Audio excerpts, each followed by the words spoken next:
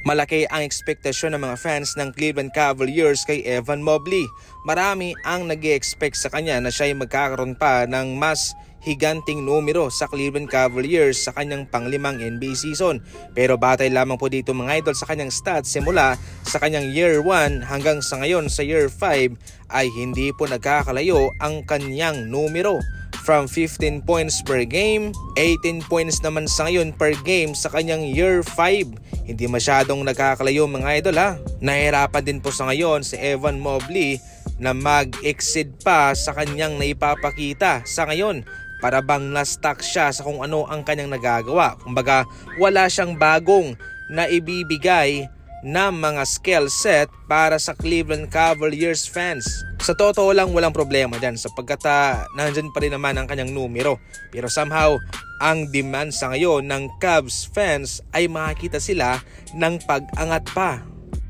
Kung sa kanilang mga nagdaang tapatan ay naipapanalo pa ng Los Angeles Clippers ang kanilang laban versus Lakers, ngayon po mga idol ay nahihirapan na nga po sila sa kanilang pinakalites na laban. Nako, ang Big 3 ng Lakers ang turmabaho versus Clippers.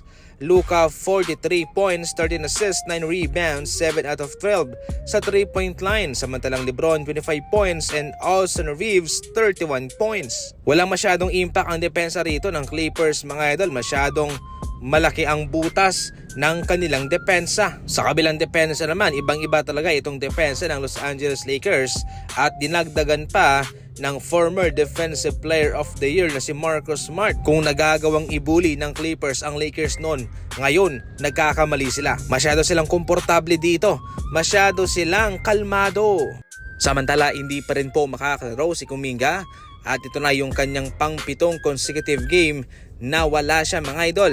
Itong si Kevin Durant naman ay wala versus Golden State Warriors. Sila po ang maglalaban bukas. Nabubuhay sa ngayon ang lamat kay Kuminga at sa Golden State Warriors mga idol dahil sa paniniwala ni Kuminga ay parang siya na naman ang sinisisi ng Golden State Warriors.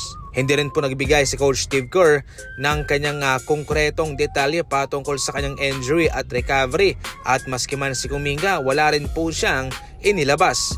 Gayunpaman sa pinakalatest na injury report ay wala po siya.